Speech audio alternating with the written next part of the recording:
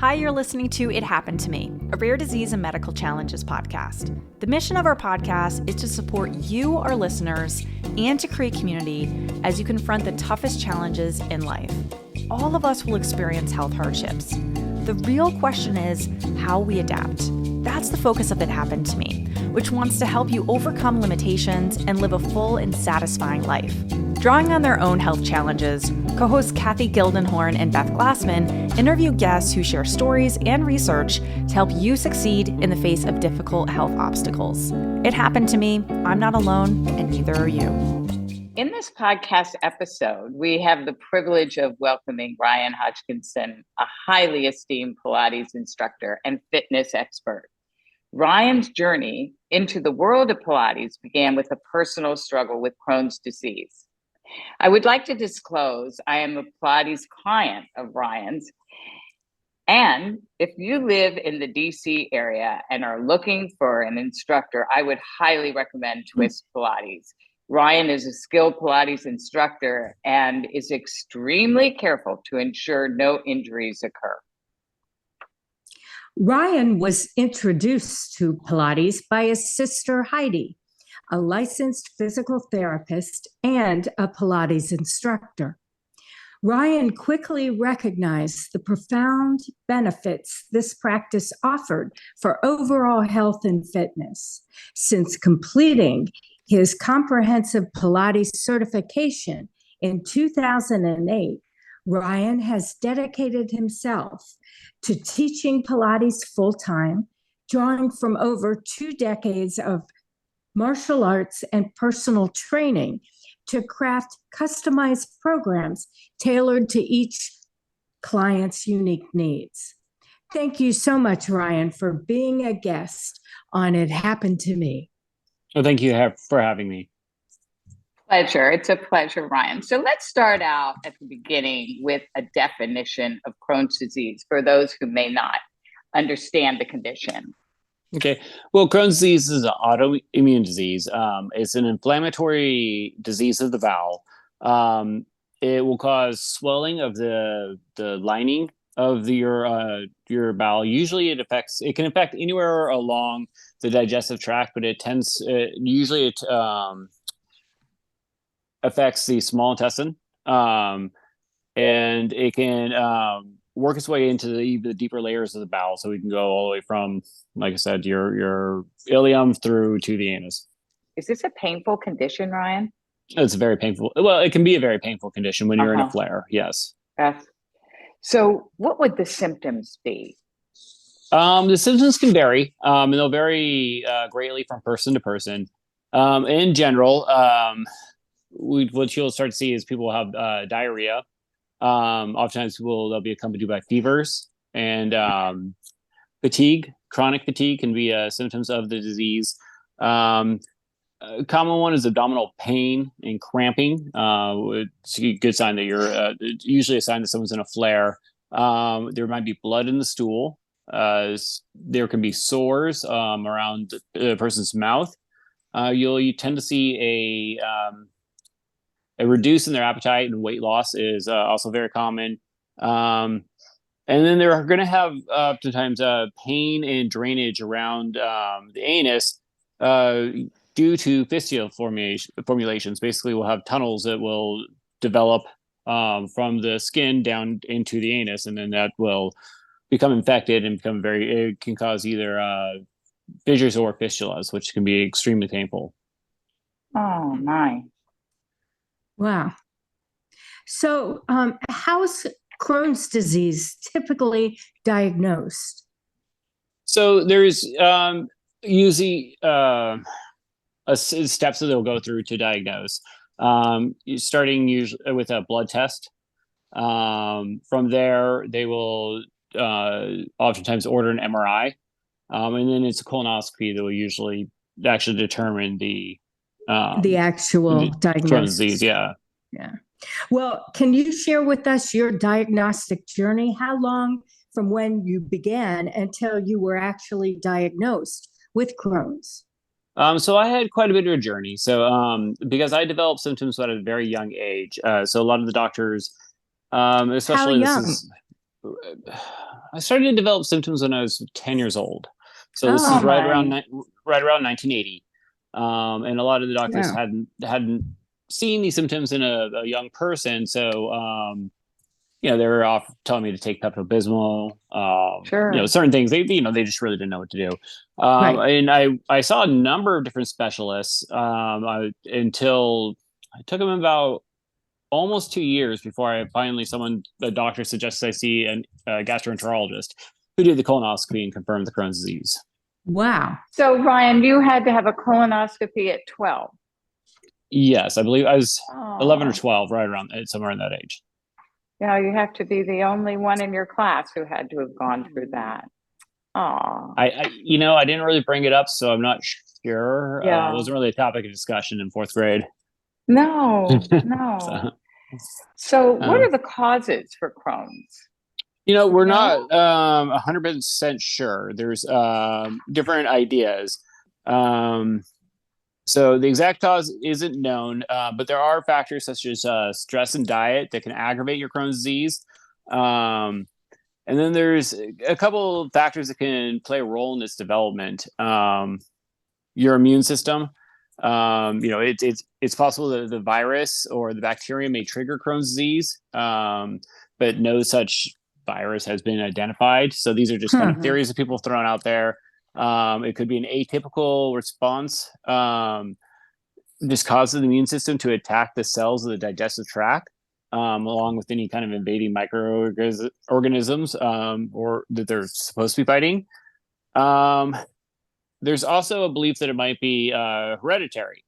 Crohn's is more common in people who have family members who have the disease, but most people with Crohn's don't have a family history. Like I don't have a family history of Crohn's. So Really? there's a lot of different kind of theories, but no exact reason. So you mentioned in your list of different theories, autoimmune. And for our listeners, we have discussed many autoimmune diseases where the body, for some reason, attacks itself and we don't know why. So you're saying that could be one of the reasons or one of the explanations for Crohn's. And then you're also talking about a genetic factor, or you're talking about a virus. So, boy, we have a whole cafeteria of ideas here that could be a cause for Crohn's. It seems to be right remarkable that after all this time that we still really don't know. So I was diagnosed, like I said, when I was 12 years old, and I've heard a lot of different theories as to why we have Crohn's. We talked about the genetic aspect. There was theories about the fact that we were giving children too many antibiotics when we were younger. This is causing these autoimmune disease. There's, I guess it's just kind of pick the one you like. The one I currently am going with is I have read an article. This is when during the height of pandemic, saying that during the Black Plague in Europe, many people who survived the Black Plague were people who had autoimmune diseases. These autoimmune diseases allowed them to fight off the plague, but now it's causing these super strong immune diseases are causing the diseases we have today. I have no information on that. I just kind of like that theory. So that's the one I'm going to go with. I see. Yeah. So, what are some of the complications that result from Crohn's? Quite a few. Pain. We discussed pain. Pain that when you were discussing, and certainly, I hate to put it this way, but inconvenience. If you have diarrhea all the time, that's certainly just a darn inconvenience. The first thing you do when you go into a building is you find the bathrooms. You make sure you always know where the restrooms are. But so let's go through some of these things that I put down. I want to make sure I got all of these. So some of the complications we can have with Crohn's disease in general are a big one that is bowel obstructions. So this can happen be very serious. It can be very serious. It can require surgery. I was actually hospitalized over Thanksgiving due to a bowel obstruction. Oh, I'm sorry. So sorry. So that's one thing that can be an issue, and that can be very extremely painful, and even be life threatening. Yes. Another issue that complications that arise from Crohn's is ulcers in the digestive tract. They always seem to find ulcers whenever I do my I no longer do a colonoscopy. It's called an ileoscopy. And then I mentioned earlier the fistulas that can develop that can lead to abscess formations. This is most common around the perianal area, anal fissures. The other an issue that a lot of people have with Crohn's disease is malnutrition. Really? Well, we're just From not the able diarrhea. Yes, exactly. You can't absorb. You're not absorbing the food. And so like right now, I had my entire large colon removed. Your large colon takes food and it draws water from food. It draws more nutrients for food. It forms stool before it passes. I don't have that. It goes straight from the small colon out. So I have, so I don't, dehydration is an issue I have to be aware of. Because I'm not drawing water from food, and also I'm just not getting all those nutrients. So that's always something you want to be careful with. And also, when you're in a flare and you eat, it hurts. That's when you'll get those stomach cramping. So a lot of times, not only are you not absorbing food, you don't want to eat because it's painful. Right. There is a greater risk for colon cancer with people with Crohn's disease. And then there's a number of skin disorders. Hidradenitis suppurativa. These are deep nodules and tunnels and abscesses that form in the armpits, groin, and under the breast in the perianal genital area. I have not had this issue, but there are ones I have, including eye issues. You can develop what's called iritis with Crohn's disease. Which basically, is what? I'm not. That's the same sure. as UV. It's uveitis. Sorry, my dog's just busted in the room. Same thing. Uveitis and iritis is the same thing. So Ryan, I have that. Okay. Do you have it? I had a case of it 5 or 6 years ago, and I had to do steroid eye drops for Steroid weeks, eye and, drops. Yeah, and that seemed to clear it up. But it's something that always have to kind of keep your eye on, or they have to watch out for. Yes. So, and your children, by the way, your children should also, I would tell their pediatric ophthalmologists that you have this, and they should be on the lookout for that. Yeah. So that's one thing to bring up is, my children do have a greater risk of Crohn's disease. It's a very small risk. They have twice the risk of the average person. The average person has 1% chance of developing Crohn's, so their chances are still incredibly small. But there is a slightly greater chance. Like I said, we're not sure if it's hereditary or not. But so we are constantly, every time they have a doctor visit, I always give my health aspect, my history as well, so they know that could be there. It could be an issue. Yeah. Some other things that can be complications from the Crohn's disease. Low iron. Many people with Crohn's disease become anemic. Osteoporosis. And really? Yeah, and osteoporosis. So this leads more from the side effects of the drugs they use, the corticosteroids. Thank you. I'm sorry. So those prednisone, namely. Yes. That will cause osteoporosis. A lot of times people with Crohn's disease have been on that for a very long time. I was on it for 12 years. So that can be a serious issue, which also can develop arthritis. I heard there's an increased chance for gallbladder and liver disease, blood clots. And then just, the side effects of all the different medications. Osteoporosis, mood swings. Yeah. What is the standard treatment then for Crohn's?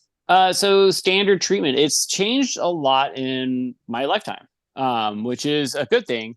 Let me go through so I looked this up to find out what they're currently doing right now.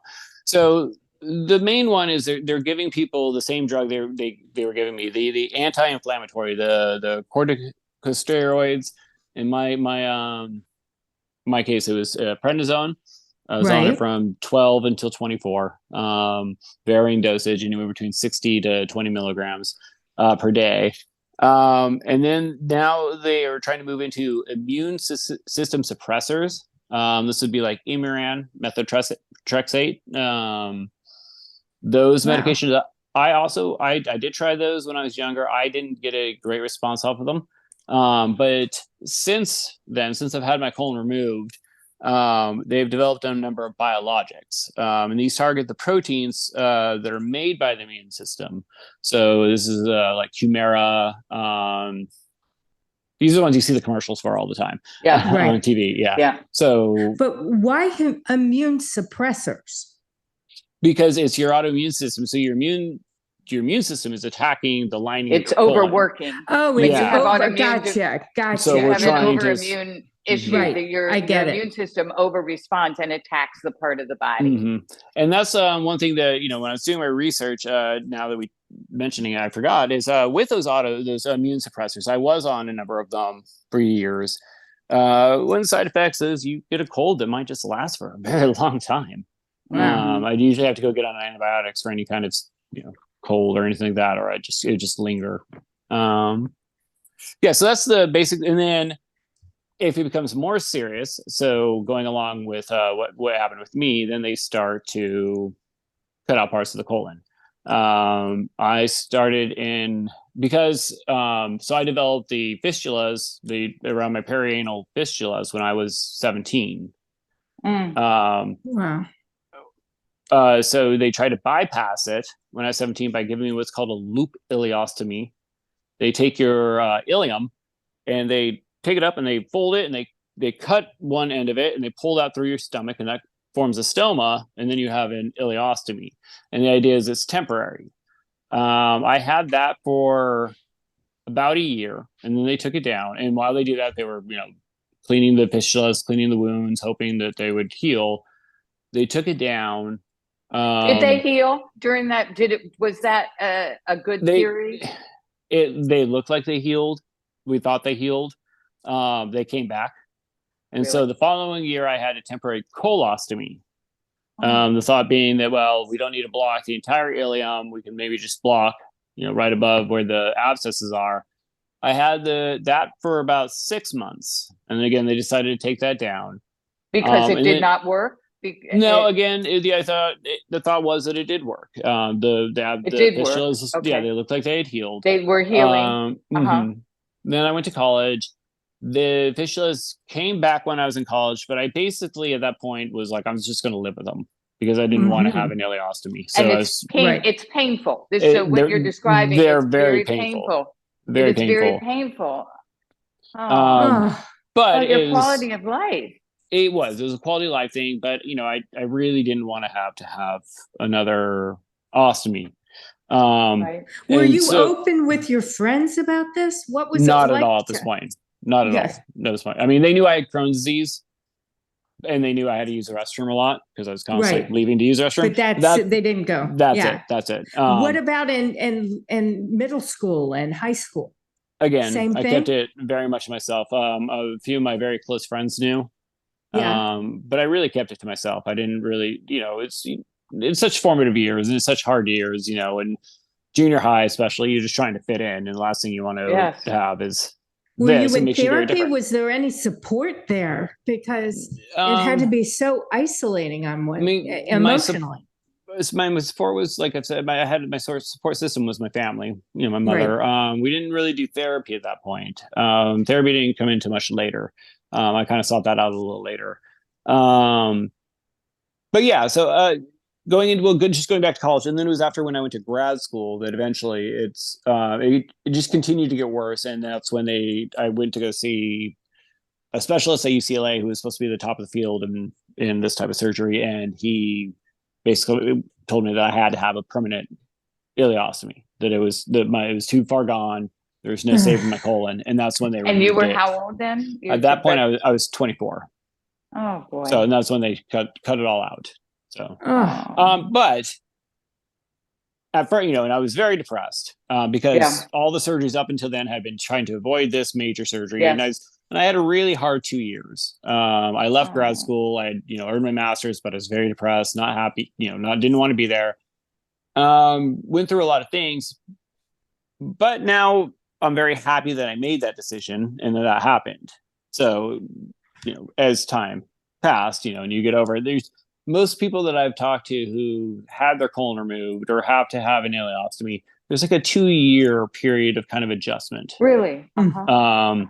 Where you're kind of getting used to this idea of like, this is me. This is, I have a bag on the side of my body. I'm going to have this for the rest of my life. And that takes a lot to accept. It's a hard thing to accept, but eventually you do. And you start to, there's times I still get very upset about it, but no, I'm saying I'm joyous about it. But then when you start to look at like my quality of life now, I don't live in pain every day like I was, and everything I feared that was going to happen when I had the bag, when I was fighting it in college and living in all this pain, didn't happen. How are you able to be in such terrific shape with the experiences that you've had? How can you work out?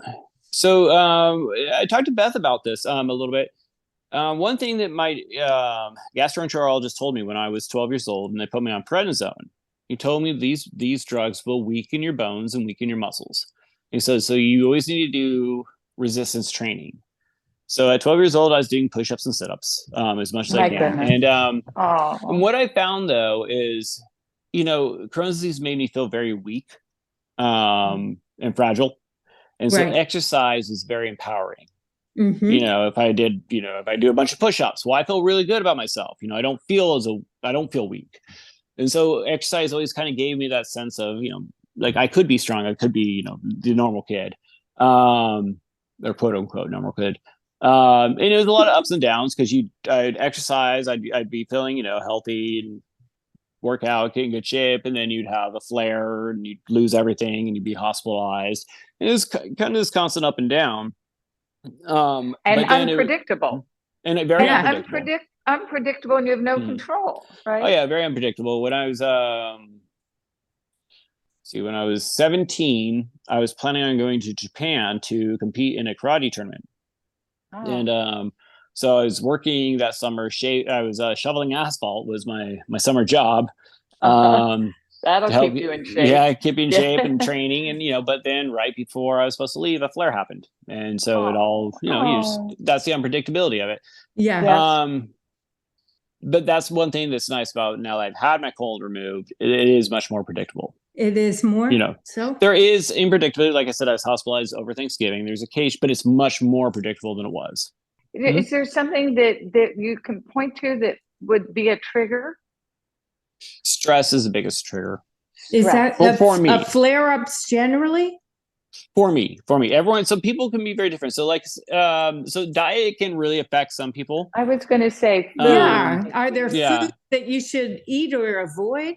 No, I should avoid too much roughage at any time. I love eating raw vegetables, and I really love nuts like almonds and cashews and stuff like that. I got to be careful with those. Those can get me in trouble. I've had some blockage, minor blockages issues because of those. But as long as I eat them in moderation, I'm okay. But for me personally, stress is the biggest. So like when I was I tend to believe the reason, having my colon removed when I did at 24, I was also in grad school. Which, if you've gone to grad school, it's incredibly stressful. And so that was a whole level of stress I hadn't experienced before. Right. And that's when the disease really took a nosedive. So I'm feeling that those two were intertwined. Right. Mm-hmm. Now, are there other triggers for flare-ups in other people that you've kind of heard about, read about, people in support groups have told you about? Are you in support groups? So I currently not right now. I was, so especially after I had my colon removed when I was 24, luckily, we had the internet at that time. Because when I was younger at 12 and 17, there, especially 12, there was no internet. And when I was 17, it was it wasn't really a factor that you get on. So when I was 24 and had the colon removed, that's when I started to reach out to different support groups like the United Ostomy Association of America, UOAA. And I give that one out to any young person who has an ostomy. It's a great resource. You're going to meet other people your age going through the same thing. And that's great. Maybe you'll send that address to Kira, and we'll make sure and post it in our show notes. Oh yeah, definitely. That would be great. I'm not a huge social media fan, but there are a number of great kind of groups on there. If you just get in the search engine in your social media and type in Crohn's or ostomy or whatnot, and there's a number of different groups, and it is kind of nice to have that just knowledge that there's other people out there doing this. Right. And it can be sometimes pick me up because, some people, you see people doing amazing things with this, people running triathlons and doing all this amazing stuff. Or it might be someone who's going through a rough time and just needs that, like, hey, things are really hard right now, and I need someone else just to, say hi, who's been through this, who understands what we're dealing with. Ryan, you've been really open in talking about some of these challenges of Crohn's disease, both emotionally and physically. And so you're talking about a support group, you've talked about exercise. What else has helped you?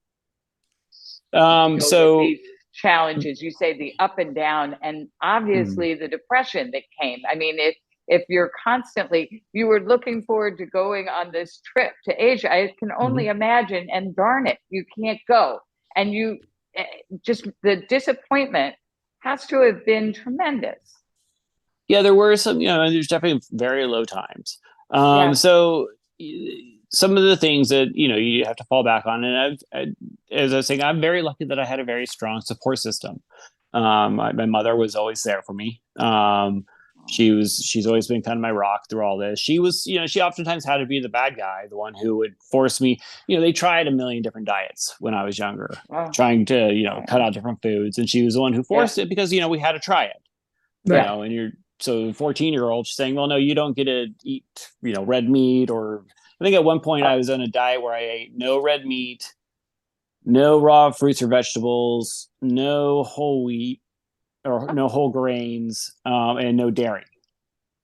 What's left? So, I'm trying to what steamed vegetables and chicken. Yeah. Steamed vegetables and chicken. But she, because she was desperate to try anything. Did any of it work? No, that for me it didn't. No. Some people it does. I mean, I know some people they cut out some people can just cut out like corn or something, or some kind of one food and it triggers for them, and they do great. Crohn's comes in, there's a whole spectrum of Crohn's. You can be anywhere on it. It can be a mild, something that's kind of an annoyance in your life, or it can be something that's completely life altering. But so she did that, and she was the one who took me all the doctor's appointments and was there with me in the hospital. There's times I was in the hospital for a month at a time, and she was there with me. So she was always my support through all that. I also have my stepfather, who's my karate sensei, actually. My parents met through me. And he's also just been an incredible source of strength in my life. He still is to this day. Whenever I'm stressed out, or I still reach out to him. Wow. And then I have wonderful sisters. So I have 3 sisters. They're all amazing. So I was very lucky and very blessed that I had this family, the support system. Isn't that wonderful?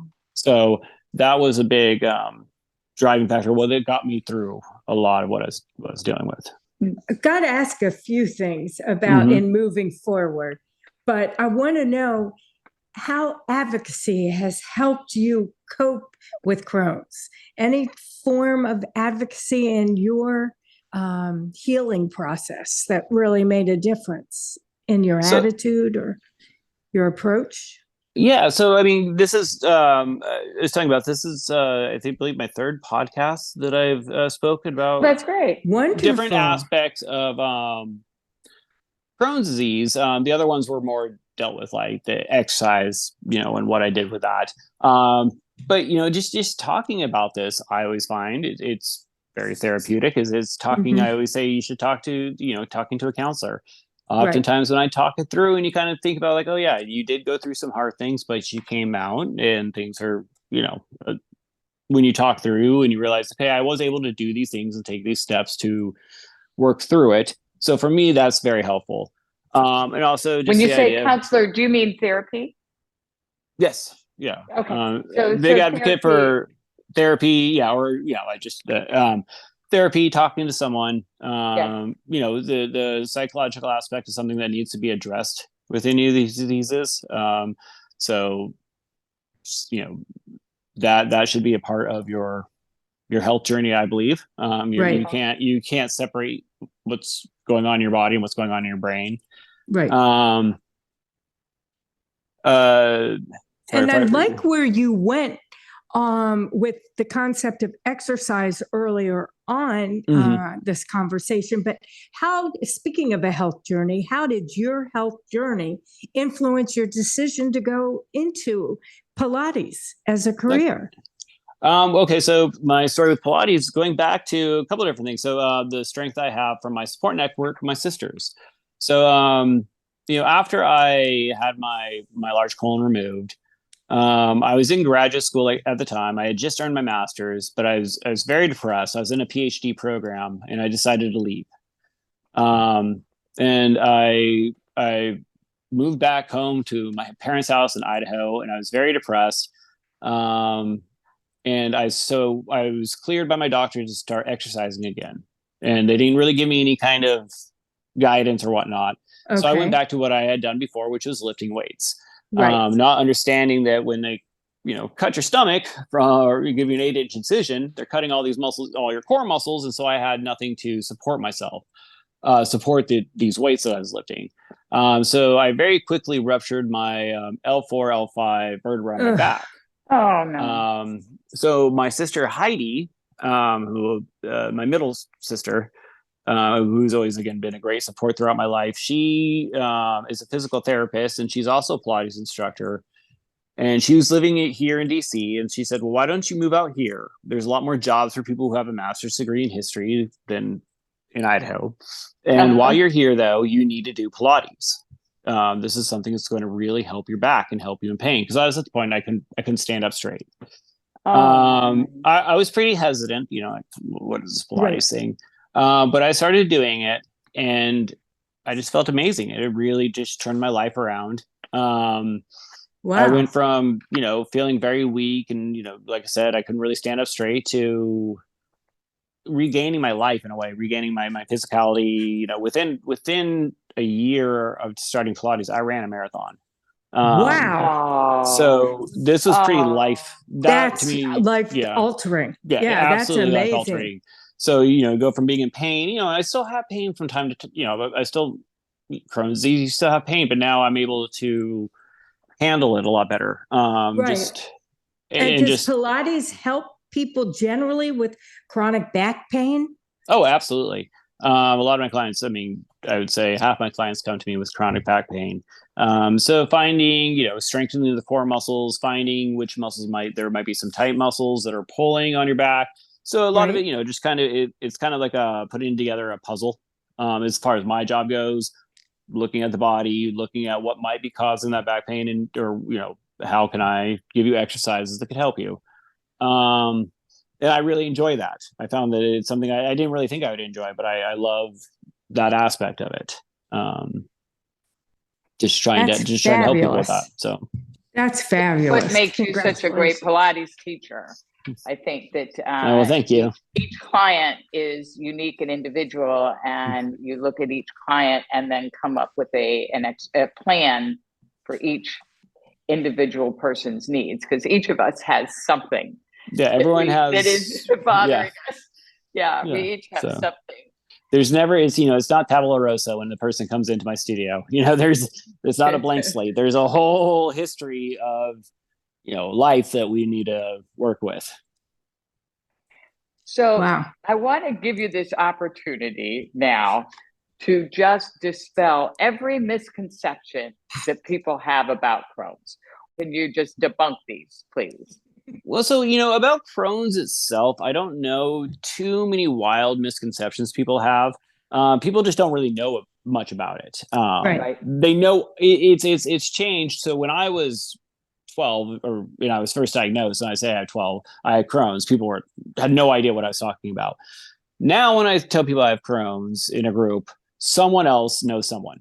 There's always like, oh, my uncle has that. They don't know what it is. They may not know what it is. They know it's maybe something with their stomach. They have to go to the bathroom a lot. And to me, that's okay. Like if someone doesn't understand it, because I don't know the details of every disease out there. My thing, more the debunking thing, would have to be when people have to have an ileostomy.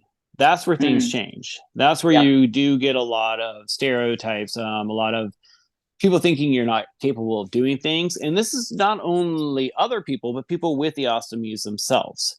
Oftentimes there's a sense you develop a feeling of being fragile yourself, of like not understanding what you're capable of. So a lot of what I want to do with like the videos I put out for the ileostomy and whatnot is showing people the things they're capable of and what we can do with these things, and that you can live this full life. As far as what outside people think, you're not going to change. People make jokes about the fact that you have a bag that you defecate into stuck to the side of your body. You can't change that. So you got to ignore them. And you got to realize that there are a lot of things you can do. Maybe there are things you can't do, but there's some kind of workaround. There's something we can find a way that you can still enjoy your life or enjoy what you want to do. And try not to let this stop you. So yeah, I have to pat you on the back and say, well done. It seems like with your ostomies, you were originally so secretive, but now you're so much more open and available to talk to people that really need the support of knowing the advantages and what you went through. I mean, it's really wonderful. I just commend you. Well, thank you. I was going to say the same thing. I mean, Ryan, you really lead a very full and complete life. You're a devoted dad, a wonderful husband, and you a small business owner, a successful small business owner. And how did you get, how do you do it? How do you maintain it? Now we heard sort of this journey of a 12-year-old little boy. You go through high school, college, graduate school, you drop out because you just couldn't, the pain was so terrible. All these surgeries, you blow out your back. Now here you are, and you're a true success. You have a very successful life. How do you maintain that? It's something you have to constantly work towards, is what I would have to say. Because, I'm still a human being and I make mistakes all the time. And it's when you make that mistake, trying to realize, okay, how can I make myself better? And what can I do to make myself better? And also, we talked about this a little bit too, is not trying to beat yourself up too much over mistakes you make. Because, I make mistakes. And one of the issues I always had before is I'd get so down on myself for making this mistake that I'd make it a bigger issue in my life than it needed to be. So now it's, I guess, just the idea of allowing yourself to be wrong, and recognizing when you're wrong, and then from there trying to take the appropriate steps to amend it. That's just, I guess I say it's always a work in progress. That's my takeaway. Boy, I would like to capitalize on this. I mean, that is really truth to power there. So true, Beth. So true. In closing, I'm wondering if there's any advice you'd like to give our listeners, either on dealing with Crohn's, on thinking of the benefits of Pilates, on thinking of the mind-body connection of Pilates. Is there anything to pull it all in and to give us some guidance as to how to pursue Pilates and living with Crohn's or any medical challenge? It's really, you have to be your own advocate about all these things.